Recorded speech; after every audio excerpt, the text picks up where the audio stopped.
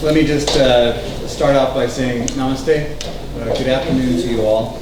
I'd like to say thank you to the president and the chairman of ISSR for hosting us today. I'm also deeply grateful and honored that so many of you took time to join for what I hope will be a lively, interactive discussion on U.S.-Nepal relationships.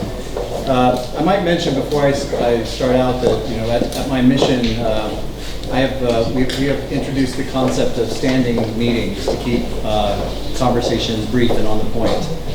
So you may be inviting challenges by letting me sit while I'm talking, because I may take more time than I normally would. On the issue of U.S.-Nepal relationship, I have to admit, this is in fact my favorite topic to talk about. That's a good thing because it's also my job right now. But I'm one of those very lucky people, and understand I know how lucky I am, who can honestly say that they are living their dream job right now. Serving as a United States ambassador to Nepal is not just an honor, but for me, it is the honor of a lifetime. There are a few reasons for that for those of you who know me would understand quite well. For one thing, I have a deep and abiding affection and love of this place, of Nepal. For my very first visit here as a young diplomat, some would say a much younger diplomat, many years ago when I was on my first Foreign Service posting to the United States in Bangladesh, I came here as a tourist, and I fell under the spell that has drawn so many Americans here over so many decades, and what keeps us coming back. I think that Americans are first drawn by the natural and physical beauty of this place, by the cultural richness, by the ethnic diversity, by the wonderful and delicious food, the majestic mountains, the roaring rivers, and the incredible wildlife. But most of all, and I think this is important, is for myself and for my country, and we are drawn to you, to the Nepali people, because of the warmth and hospitality that is always offered to us as visitors and guests in your country. You know, representing the United States or any country is the highest calling for an American diplomat, particularly a career person such as myself. One reason being the U.S. ambassador specifically to Nepal, however, is my dream job, is because I knew from having served here before, from having visited here, about America's story here in Nepal. The story which is marked by friendship, which has been marked by partnership between the American people and the Nepali people. I know that story is so rich, so productive, and it's a story that has taken more than 7 decades in the telling. Those have been 7 decades of mutually beneficial relationships. Together, we have collectively supported inclusive and effective governance. We have bolstered human and economic development. We have reduced vulnerability to disease and disaster.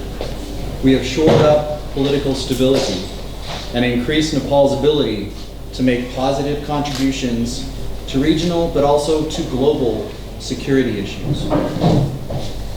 There's a brief aside that I should note before I go further, and that is for someone who had lived here 10 years ago, just after the signing and implementation of the Comprehensive Peace Accord, I think I would be remiss in not acknowledging just how much this amazing country has accomplished in such a short period of time.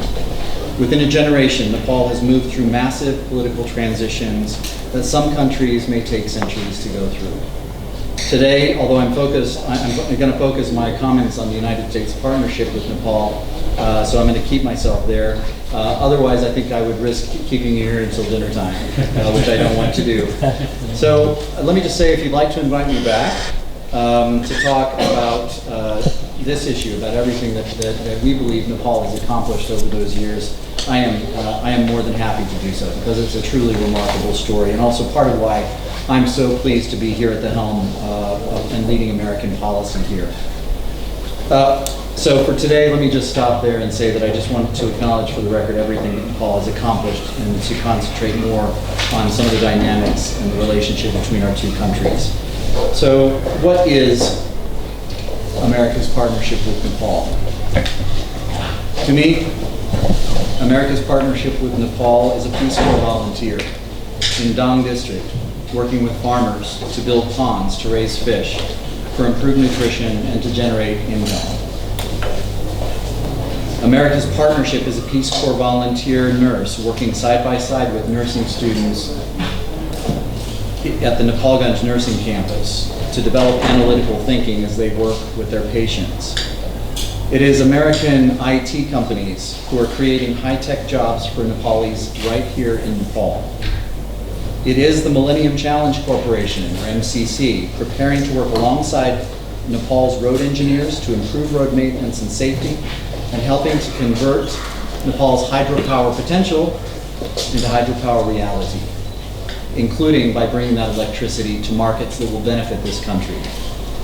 It is more than 45,000 Nepali families who, thanks to reconstruction support from USAID's engineers, masons, and community liaisons, Nepali, all of them, those families have now moved back into their homes destroyed in the 2015 earthquake. That partnership is the 265,000 farmers who've increased their families' food security and income by adopting modern farming practices, thanks to USAID training and partnership with the Ministry of Agriculture.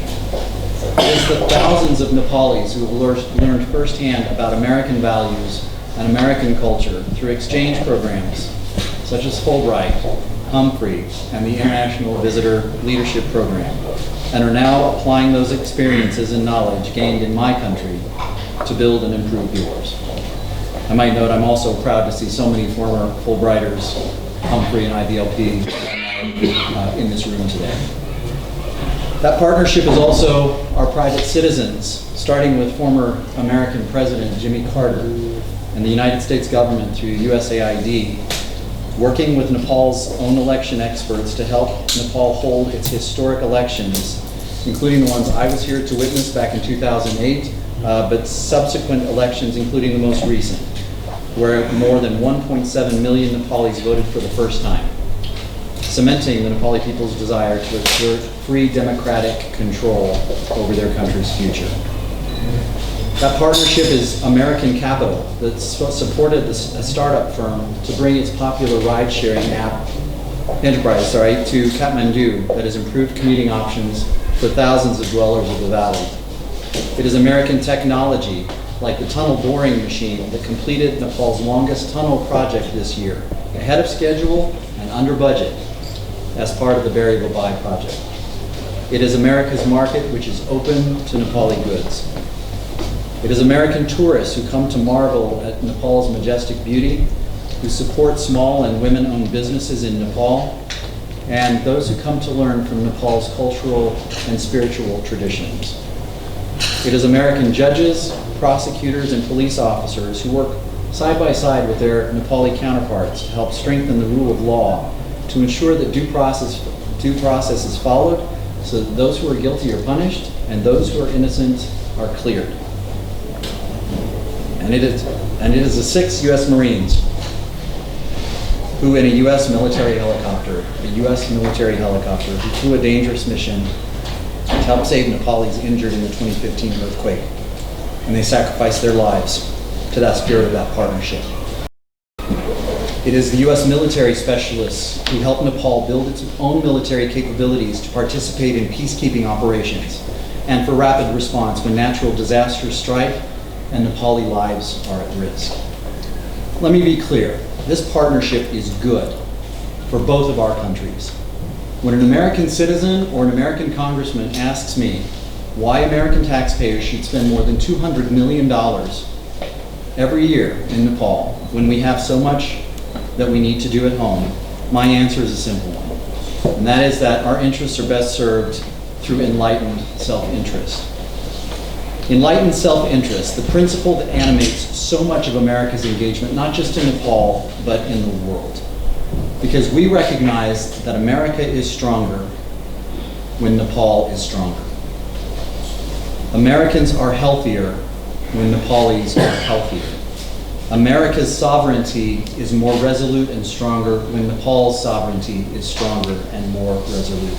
That's why our mission, and a card that I carry with me when I'm out explains these key priorities. These are the ties that bring together America's goals and Nepal's goals. This is the friendship and partnership that has defined our relationship now for more than 70 years, and it has benefited, let me be clear, both the United States and Nepal.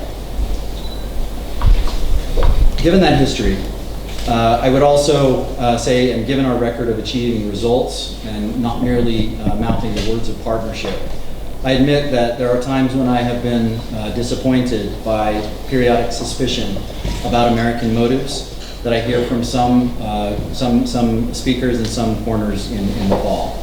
I know that you have seen this most recently in some of the discussions around our Indo-Pacific strategy, so I wanted to talk about that a bit. We have explained, I have explained, will continue to explain, that the Indo-Pacific strategy is the name we give to U.S. policy. That's it. It describes what we strive to do, we Americans strive to do to protect and advance a free, open, and secure Indo-Pacific region. Now, some like to claim that it's a secret military alliance or some kind of member-based organization somehow meant to trap this country within its confines. The fact is, as Foreign Minister Gowali has told Parliament and has repeated to the press, and as I have repeatedly said, Nepal has never been asked to join. That's because there is nothing to join. Look around this region. Not a single country has joined the U.S. Indo-Pacific strategy. Why is that? Because nobody's been asked to join. Much of the current discussion on the policy has focused up till now on a single U.S. Department of Defense report to support the claim that since there is a U.S. Department of Defense report, therefore this must be a military strategy. Let me be clear. The Indo-Pacific strategy is simply a name that we've given that encapsulates everything we do in the region. It is our policy. And security is an important part of ensuring that the Indo-Pacific region remains free and open. This is not new. This same kind of priority, the same kind of partnership under the previous American administration simply went by a different name. But the partnerships are not new. That is how it has been since the end of World War II and since the end of the Cold War. Whether it is multinational missions to fight piracy or more formal bilateral agreements to demonstrate resolve, the fact is that the freedoms we all enjoy depend on security to defend them. And the U.S. security presence in this region has helped provide predictability and security that has allowed the entire region to focus on economic and political development and not in fighting wars with one another. So yes, security is one pillar. And the U.S. Department of Defense report talks about some of the things that they are doing in support of that policy. Now, this is a very fancy looking report. Some of you, I think, probably have read it, and it is the very first thing that pops up if you Google the word Indo-Pacific strategy. But it is a single report, and I can tell you I can bury it under a mountain of speeches, press releases, tweets, and congressional briefings that our Secretary of State Pompeo has given, and mountains more from other State Department diplomats and USAID officials and others. This is a broad policy with many elements to it. This is not a defense policy. If you care to look for it, in fact, I'd steer you towards the launch by Secretary Pompeo of the economic pillar of the Indo-Pacific strategy, and he has also launched the governance pillar of the Indo-Pacific strategy. In early November, the U.S. Secretary of Commerce will host, along with senior officials from the State Department and from USAID and from the American private sector, an Indo-Pacific Business Forum in Bangkok to highlight the importance of the private sector in supporting the goals contained under the strategy. So security is just one part, an important part, but it's just one part of our pursuit of a vision for a free, open, and secure Indo-Pacific region. That vision excludes no country. A good number of countries, including some of Nepal's long-standing friends and partners, have spoken out of their own volition in favor of a free, open, and secure Indo-Pacific region. The very principles that underpin this strategy and have guided our engagement in this region and with Nepal, not just for the last couple of years, but for decades. Some individuals have claimed that there is some kind of secret motivation, or somehow this policy is exclusionary in the way in which the United States calls for a free, open, and secure Indo-Pacific region, when, in fact, the United States is engaging and promoting the same exact principles on which our relationship was founded 70 years ago. Fundamental freedoms, respect for human rights, inclusive, responsive, good governance.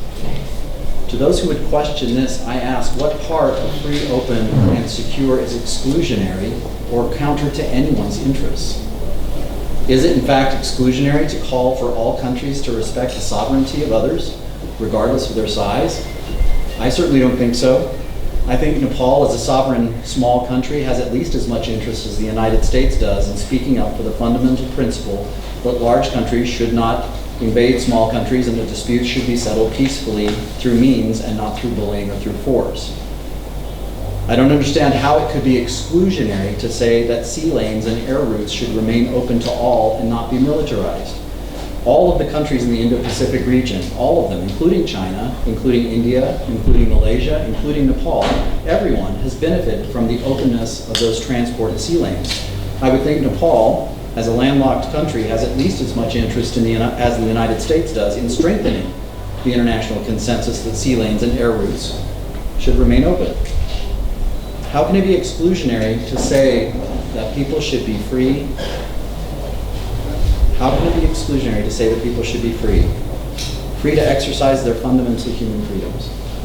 I think all people everywhere are entitled to enjoy fundamental freedoms across the world. Nepalis, as a people who have fought for their democracy and for their own freedoms, have at least as much interest as the United States in speaking up for the principle that human rights violations anywhere are a concern for all of us. Because isn't that why Nepal ratified the Universal Declaration on Human Rights, and why Nepal maintains a mission in Geneva and a seat on the UN Human Rights Council? How can it be anti-anyone to say that refugees deserve protection, or that minority groups should not be persecuted? That is a fundamental principle of international law and enshrined in multiple international agreements. Why would saying that it should be upheld against any country? I think Nepalis know that we all have a responsibility, for example, to protect refugees. That's why Nepal generously provided shelter to more than 100,000 Bhutanese refugees, and why America's commitment to that principle is why, in the first place, we took in almost all of them and welcomed them to our shores as the newest American citizens. Nepal did not do that because Nepal was anti any country, including Bhutan. The United States did not accept those individuals because it was anti any country. But that's the point that I want to get to, and that is that supporting a free, open, and secure Indo-Pacific is not for or against any individual country. It is for a set of principles, the same principles that enabled India's rise, that enabled China's rise, that enabled Bangladesh's rise, and yes, that has supported Nepal's rise as well. Shouldn't we preserve those principles and ensure that everyone has a chance to continue to benefit from them? The vision of a free, open, and secure Indo-Pacific seeks to build protections against any country that violates these principles. When we speak out, the United States government, as we did this week on the margins of the UN, about, for example, the detention of Uyghur Muslims in Xinjiang because of their ethnicity and because of their religion, that is not anti-China. That is pro-human rights. Just like when we spoke out against Burma's action that pushed Rohingya Muslims out of Burma into Bangladesh, India, and Nepal, we were not speaking out because we're anti-Burma. We are pro-human rights. Adherence to principles, whether it's the Universal Declaration or any of the other principled agreements or institutions that Nepal and the United States have pledged themselves to, adherence to those principles means standing up for them and not for or against any individual country. So that's the thing about principles, is that they don't discriminate based on nationality. So, whether you're a hardcore pro-America capitalist or a hardcore anti-America communist, doesn't really make a difference. One thing that we should all be able to agree on is that the rule of law and that there is a great importance of maintaining a free, open, and secure Indo-Pacific region, which has prevailed for generations.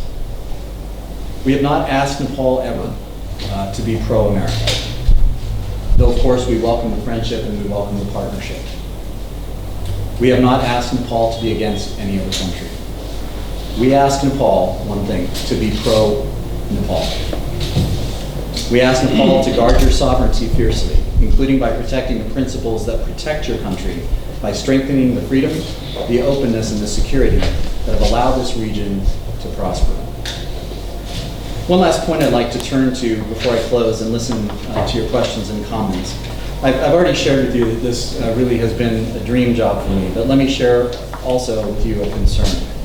My concern is that despite the long record of U.S. partnership and the evidence of decades that demonstrates our good faith and best efforts, our joint progress and partnership could be harmed, bogged down by suspicion and distracted by misinformation. There are real consequential decisions to be made and commitments to be honored that I worry are now complicated by the simple fact of misinformation. The most timely example of an important decision pending is the MCC Compact itself, which has been in the news, as you know, recently.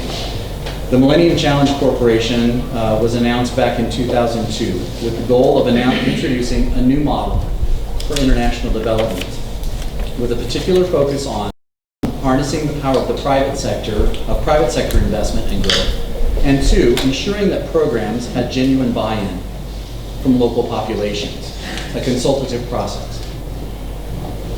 The MCC now, today, in 2019, is working in 50 countries on every continent in the world. So let's be clear about the origins of this extraordinary partnership as it applies to Nepal. Nepal asked the United States to develop an MCC compact. In keeping with that spirit of local buy-in, of Nepali buy-in, we worked very closely with Nepalis, including in government, in the private sector, in civil society, to identify what projects would help harness the power of the private sector here. Now, for generations, Nepal has talked about developing its renewable hydroelectrical power. But a simple obstacle has stood in the way, that you cannot develop a resource like hydropower unless you have a market that will pay for it. That is why the MCC project focuses on the construction of lines that will bring Nepal's power to the markets where consumers are ready to pay this country good money for it, as they should. It is a simple fact of geography and economics that means India. And hopefully, that will also include Bangladesh, though, again, a simple fact of geography is that if Nepal wants to sell its energy to Bangladesh, it requires an agreement with India to do so. That cannot be changed. Now, some might prefer to find conspiracy behind every door here, but sometimes the answer really is just simple geography, simple economics of making this project work in a discussion that is based in fact. Now, I've also been asked recently why the MCC Compact requires parliamentary ratification in the first place. The easy answer here is that the MCC requires parliamentary ratification in every single country where they operate. Every one of the 50 countries in which we have operated MCC Compact successfully, there has been parliamentary ratification. This is not a special condition for Nepal. But let me flip the question about why parliamentary ratification on its head. Why is getting parliamentary ratification considered a problem? Remember one of the principles, one of the foundations of MCC when it was created? It requires local buy-in. The idea was that rather than having programs designed in foreign capitals and imposed on local populations, MCC would be different. That MCC would develop projects that the partner country proposed, wanted, and had vetted. And Parliament is the representative of the people. Ratification is how, wherever these compacts are implemented in the world, we ensure that people want us to spend the money in the manner in which it's being proposed. In Nepal, $500 million for roads and hydroelectric infrastructure. Now, imagine what would happen if we didn't ask for ratification. People would say, why are you forcing this project on us? If we didn't ask for ratification, parliamentarians would shout, but we have the chance to review it. And you know what? In both cases, they would be absolutely right. They would be absolutely right in demanding that. because ratification obviously means this is a sovereign issue, and Nepal's government is absolutely free to chart its own course. That the buy-in is critical on this. So, MCC is an important decision, but it's also not the only one. Let me give you one more example, which is a bit smaller, more than a bit smaller, but illustrates the decisions that Nepal has to make. That for decades here, the US military has been engaged with Nepal's security forces, engaged in the subjects exclusively that Nepal's own security services have told us they wanted. That is humanitarian assistance, assistance in disaster response, military professionalization, and support for peacekeeping operations. When the United States military offers to provide training on swift water rescue in Nepal, for example, or how to save people who are about to drown in a swollen river, we view this as humanitarian and disaster assistance. Some may see that as a hidden plot. We do this type of programming in more countries than I can possibly count. And again, on every continent and every region around the world. We are providing what Nepal has asked for.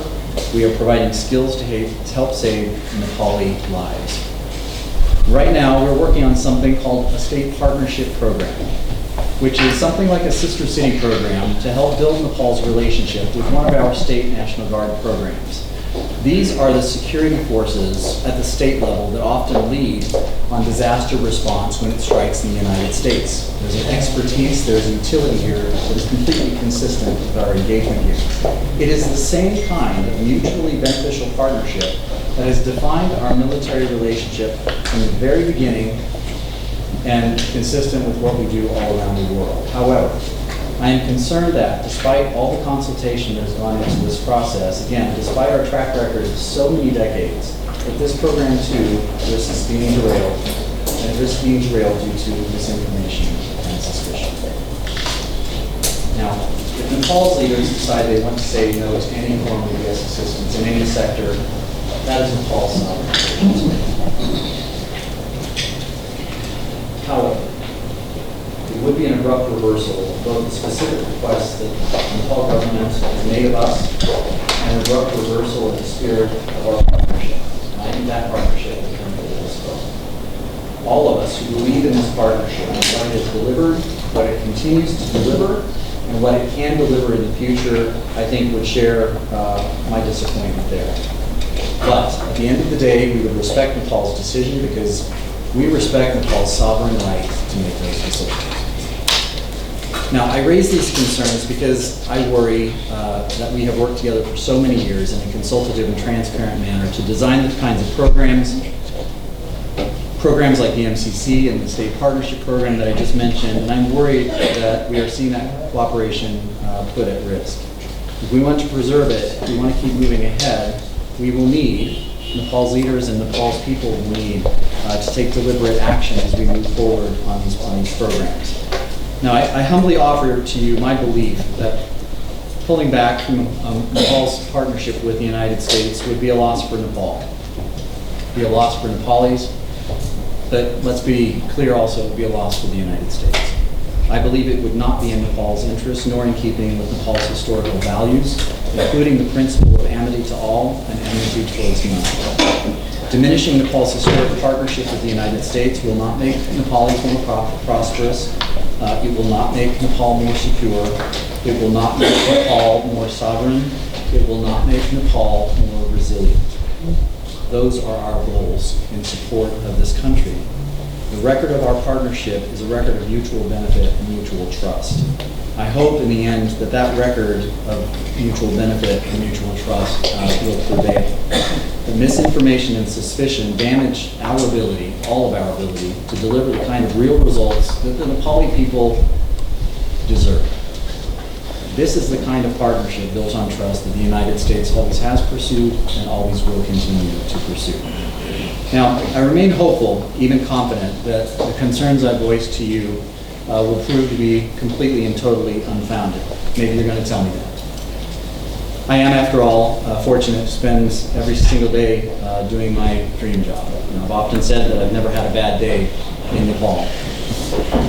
But I heard a great American diplomat, former Secretary of State one time, respond to a question about an issue of great consequence facing a country in Europe, and was put on the spot of whether she was optimistic or whether she was an optimist or a pessimist. And I love her answer, and I've stolen it ever since whenever that question is posed to me. And her response was, well, I'm an optimist, but I do worry a lot.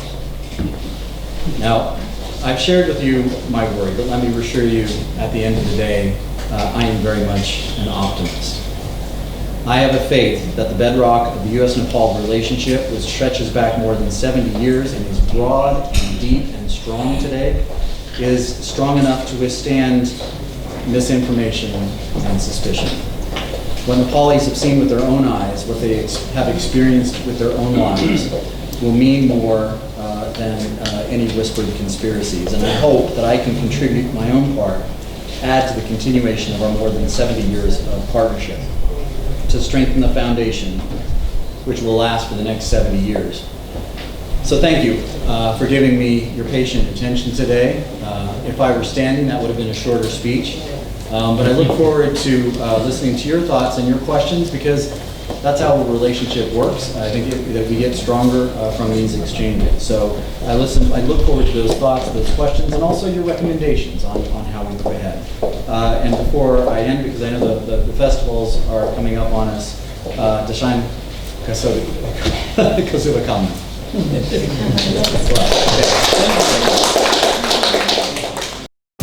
Exclusive interview, रोचक र ज्ञानवर्धक सूचनाका लागि नेपाल आज subscribe गर्नुहोस्। हाम्रा भिडियोहरू सुरुमै हेर्नका लागि click गर्नुहोस् यो घण्टीमा।